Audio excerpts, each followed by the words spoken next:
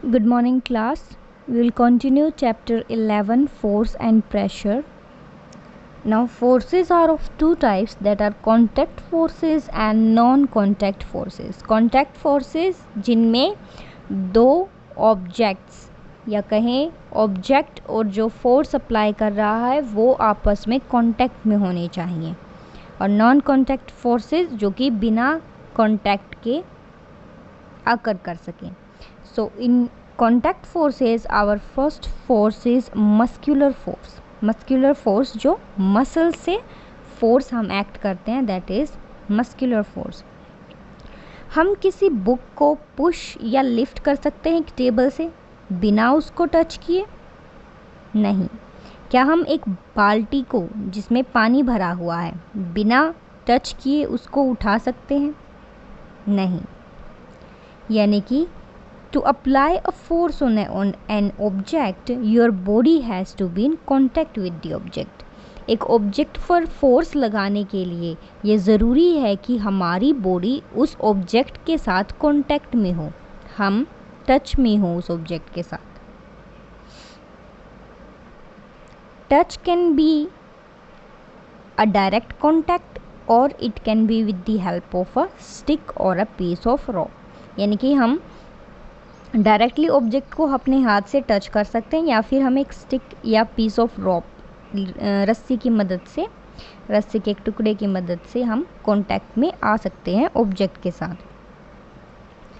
जब हम पुश करते हैं किसी ऑब्जेक्ट को, मान लो अपने स्कूल बैग को या फिर हम पानी से भरी हुई बाल्टी को उठाते हैं, तो फोर्स आखिर आता कहाँ से है जो हम लगा रहे हैं? वो फोर्स आता है by the action of muscles. हमारी मसल्स वो फोर्स लगाती हैं. क्योंकि यहाँ पर मसल्स फोर्स लगा रही हैं, इसीलिए हम इस फोर्स को क्या कहते हैं? Muscular force. The force resulting due to action of muscles is called muscular force. Muscular force हमें और भी बहुत जगह देखने को मिलता है, जैसे कि हमारी बॉडी जो मूव करती है, बेंड करती है, हम चलते हैं, अपना हाथ उठाते हैं, ये सभी एक्शंस किसकी वजह से पॉसिबल होते हैं? मसल्स की वजह से. मसल्स फोर्स एक्सर्ट करते हैं जिसकी वजह से हमारी बॉडी मूव कर पाती है.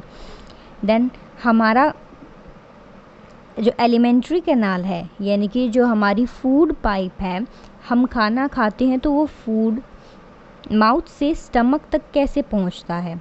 वो अपने आप नीचे नहीं जाता, मसल्स की मूवमेंट की वजह से वो फूड धीरे धीरे नीचे जाता है.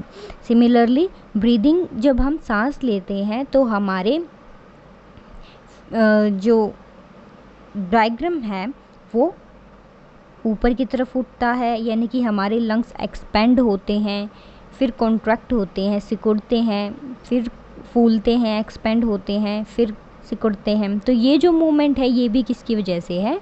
मसल्स की वजह से. चेस्ट मसल्स जो हैं वो मूव करती हैं जिसकी वजह से हम ब्रीथ कर पाते हैं. ऐसे ही मस्कुलर फोर्सेस एनिमल्स भी एक्सर्ट करते हैं. एनिमल्स जैसे कि बुलॉक्स, हॉर्सेस, डोंकीज, कैमल्स, इनको हम बहुत सारे अपने काम के लिए यूज़ करते हैं, जैसे कि बोझा ढोने के लिए, किसान हल चलाने के लिए बैलों का यूज़ करता है. तो बैल इन सब एक्टिविटीज़ को कैसे करते हैं? बैल भी मस्कुलर फोर्स यूज़ करते हैं ये सब एक्टिविटीज़ को करने के लिए. अब क्योंकि मस्कुलर फोर्स तभी अप्लाई होता है ऑब्जेक्ट पर जब हम कांटेक्ट में हो ऑब्जेक्ट के साथ, इसीलिए इस फोर्स को हम क्या कहेंगे? Contact force. Since the muscular force can be applied only when it is in contact. सिर्फ कांटेक्ट में होंगे तभी अप्लाई होगा. कांटेक्ट में किसके साथ? ऑब्जेक्ट के साथ जिस पर हम फोर्स लगा रहे हैं. Thus it is also known as a contact force. Another contact force is friction. अब हम अपना एक्सपीरियंस याद करते हैं दोबारा से. जब हम एक बॉल को ग्राउंड पर छोड़ देते हैं, मूव कर रही है बॉल, धीरे धीरे वो स्लो हो जाएगी और एक ऐसा टाइम आएगा जब वो बिल्कुल ही रुक जाएगी. ऐसे ही जब हम साइकिल को पैडल करते हैं, जैसे ही हम पैडलिंग बंद करते हैं तो क्या होता है? साइकिल स्लो होने लग जाती है और फिर रुक जाती है. ऐसा ही कुछ कार और स्कूटर के साथ भी होता है। जैसे ही हम इंजन बंद करते हैं कार भी रुक जाती है, या फिर हम किसी बोट को सेल कर रहे हैं और सेलिंग जब हम बंद कर देंगे तो बोट भी रुक जाएगी। ये सब चीज़ें कैसे हो रही हैं? हमें कोई फोर्स तो लगता हुआ नहीं दिख रहा, फिर भी उनकी स्पीड ऑब्जेक्ट्स की स्लो हो जाती है और वो रुक जाते हैं। इसका रीज़न है friction, frictional force. Frictional force की वजह से इन ऑब्जेक्ट्स की स्पीड डिक्रीज़ होती है और फाइनली ये रेस्ट पर आ जाते हैं। यानी कि friction causes a change in the state of motion of the object. The forces responsible for changing the state of motion of an object is, in all these examples, is what? Force of friction. Force of friction ही है जो कि ये सभी examples में state of motion object की change कर रहा था। अब force of friction की कहाँ पर लग रहा है? वो लग रहा है surface पे। जो बॉल का surface है और जो ग्राउंड का surface है वो आपस में फोर्स एक्सर्ट कर रहे हैं, जिसकी वजह से बॉल जो है रुक जाती है। ग्राउंड का सरफेस अगर बॉल के साथ टच में नहीं हो तो फोर्स एक्सर्ट नहीं होगा, यानी कि यहाँ पर भी कांटेक्ट होना ज़रूरी है, तभी फ्रिक्शन लगेगा और ऑब्जेक्ट जो है वो अपनी स्टेट ऑफ मोशन चेंज करेगा। Now force of friction always act on all the moving objects and in direction, its direction is always opposite to the direction of motion।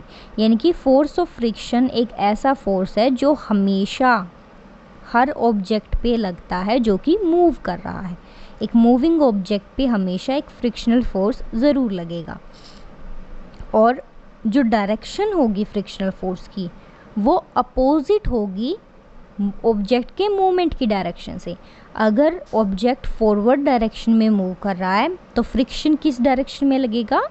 Backward direction में, यानी कि motion की opposite direction में हमेशा friction लगेगा, तभी तो वो बॉडी को स्लो करेगा और उसको रोकेगा।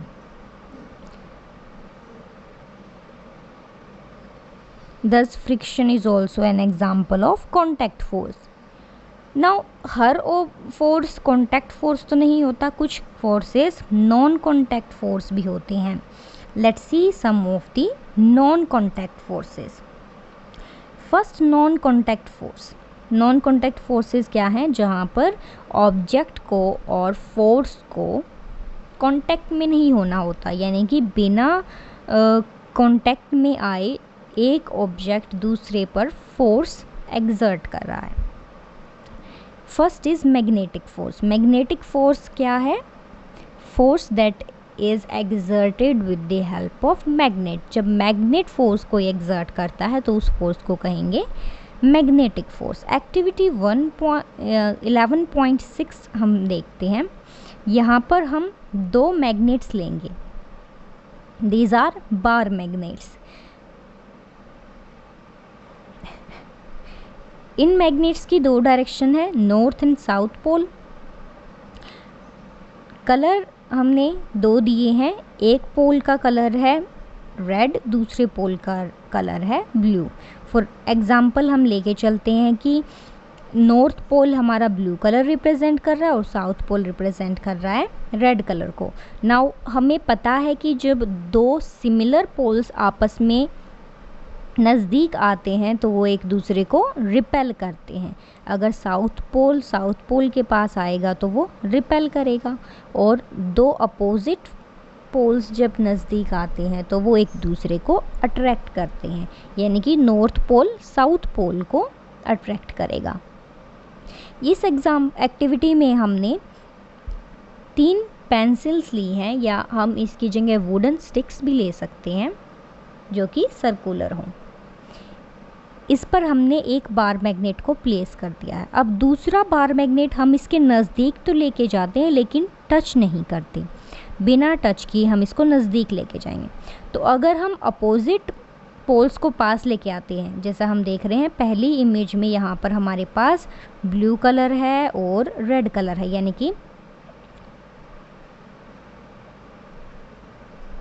ऑपोजिट कलर्स हमारे पास है, ऑपोजिट पोल्स हमारे पास हैं, तो ऑपोजिट पोल्स अट्रैक्ट करते हैं, तो ये बार मैग्नेट बैकवर्ड आएगा, यानी कि इस डायरेक्शन में आएगा, इस डायरेक्शन में, तो आपस में अट्रैक्ट करेंगे। वहीं अगर हम सिमिलर पोल्स लेके आएंगे पास में लेकिन टच नहीं कर रहे हैं तो ये रिपेल करेगा, तो आगे की तरफ बार हमारा मूव करेगा। दस अगर दोनों मैग्नेट्स सेम डायरेक्शन में हैं, सेम पोल्स को हम नज़दीक लेके आते हैं, तो वो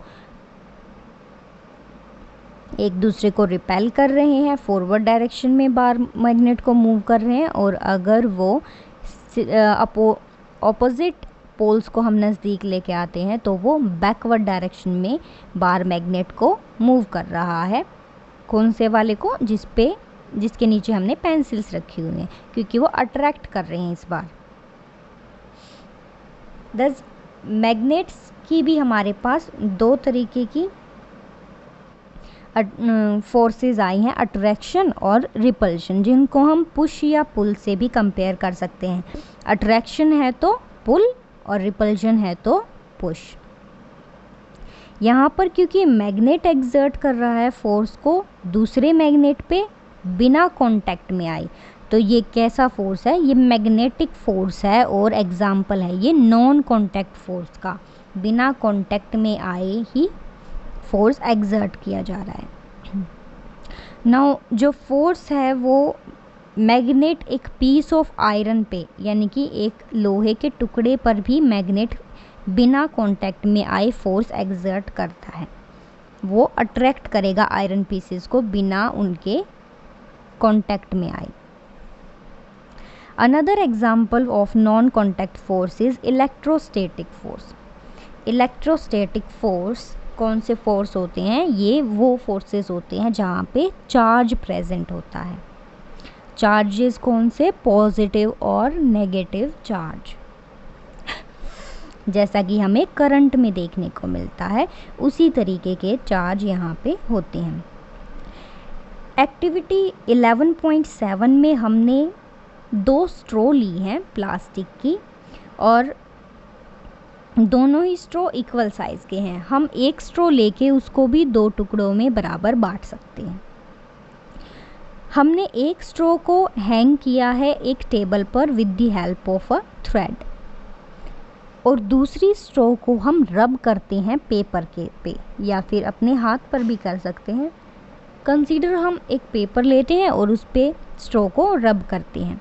तो अब जब हम स्ट्रॉ को, जिसको हमने रब किया हुआ है, जिसे हम फ्री स्ट्रॉ लेके चलते हैं कन्वीनियंस के लिए, तो फ्री स्ट्रॉ को जब हम टेबल पर हैंग की हुई स्ट्रॉ के पास लेके जाएंगे तो क्या होगा? दोनों स्ट्रॉ नज़दीक आएंगी।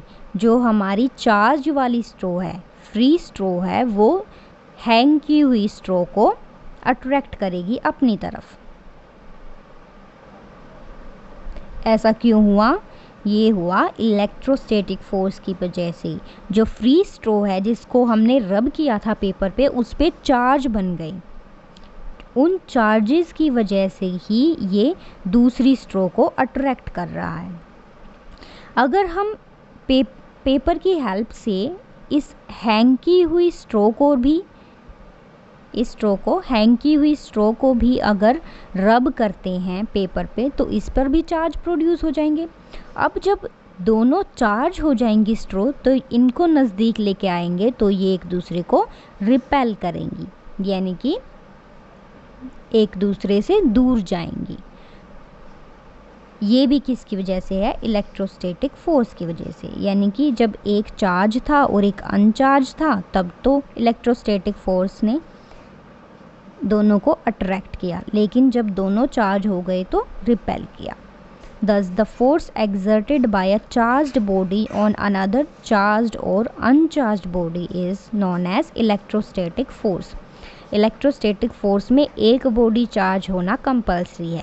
एक अगर चार्ज है तो वो दूसरी ऑब्जेक्ट, चाहे वो चार्ज है या अनचार्ज है, उस पर फोर्स एक्सर्ट कर सकती है, और वो फोर्स कौन सा होगा? Electrostatic force. Now electrostatic force में भी हमने कांटेक्ट में नहीं लेके आए, हमने स्ट्रो को टच नहीं किया, बस उसके नज़दीक लेकर आए थे, तो ये फोर्स भी कैसा है, नॉन कांटेक्ट फोर्स। थर्ड हमारा नॉन कांटेक्ट फोर्स है ग्रेविटेशनल फोर्स। ग्रेविटेशनल फोर्स नाम से ही याद आता है ग्रेविटी, ग्रेविटी जो कि चीज़ों को नीचे की ओर खींचती है। हम कॉइन लेके चलते हैं, एक कॉइन या फिर एक पेन जब हमारे हाथ से फिसल कर गिरने लगता है तो वो किस तरफ गिरता है, ग्राउंड की तरफ। ऐसे ही पत्ते या फ्रूट जब एक पेड़ से झड़ते हैं पत्ते या फ्रूट टूटता है तो वो भी ग्राउंड की तरफ ही जाता है। ऐसा क्यों होता है? जब हम कॉइन आपके हाथ में होता है तो वो रेस्ट की पोजीशन पे होता है, लेकिन जैसे ही आप उसको छोड़ देते हैं तो वो मूव करने लग जाता है डाउनवर्ड डायरेक्शन में, यानी कि उसकी स्टेट ऑफ मोशन चेंज हो रही है। वो रेस्ट से मोशन में आया और मोशन उसका किस तरफ है, ग्राउंड की तरफ, डाउनवर्ड। ये जो मोशन है इसका रीज़न है ग्रेविटी। ऑब्जेक्ट और a thing falls downwards the earth because it pulls them. This force is called gravity or force of gravity. अर्थ जो है वो हर चीज़ को अपनी तरफ खींचती है, इसी वजह से कोई भी ऑब्जेक्ट या कोई भी चीज़ अगर गिरती है तो वो धरती की तरफ गिरती है। अब हम कहते हैं कि पृथ्वी गोल है तो और पृथ्वी घूमती भी रहती है, तो पृथ्वी अगर घूमती रहती है तो जब हम ऊपर से नीचे की तरफ आते हैं तो हम क्यों नहीं गिरते? हम ग्रेविटी की वजह से नहीं गिरते, क्योंकि धरती की जो ग्रेविटी है वो हमें खींचे रखती है अपनी तरफ। ये जो ग्रेविटेशनल फोर्स है या कहीं फोर्स ऑफ ग्रेविटी या ग्रेविटी सिंपली, ये एक अट्रैक्टिव फोर्स है, यानी कि ये रिपेल नहीं करता, ये हर चीज़ को सिर्फ खींचता है अपनी तरफ। और ये ऑब्जेक्ट पे हर समय लगता रहता है बिना हमें पता चले। हमें नहीं पता चलता कि कोई फोर्स हमें खींच रहा है, बट हमेशा हमारे ऊपर एक फोर्स है ग्रेविटेशनल फोर्स या ग्रेविटी जो कि खींचती रहती है हमें पृथ्वी की तरफ। और ये हर ऑब्जेक्ट पर लागू होती है, चाहे वो एक पत्थर हो, एक चिड़िया हो, एक इंसान हो या फिर पानी ही क्यों ना हो। हम जैसे ही टैप को ऑन करते हैं तो पानी किस तरफ जाता है, ग्राउंड की तरफ। जो नदियाँ हैं वो भी नीचे की तरफ ही बहती हैं। ये किस वजह से है, ग्रेविटी की वजह से ना। ग्रेविटी सिर्फ अर्थ की ही प्रॉपर्टी नहीं है, यूनिवर्स में जितनी भी छोटी बड़ी चीज़ें हैं सभी एक फोर्स एग्जर्ट करती हैं एक दूसरे के ऊपर, और वो फोर्स किसकी वजह से है, क्या है वो फोर्स, ग्रेविटेशनल फोर्स। मून का भी अपना एक ग्रेविटेशनल फोर्स है, मार्स का भी अपना एक ग्रेविटेशनल फोर्स है, यानी कि दुनिया में हर चीज़ के पास एक ग्रेविटेशनल फोर्स है।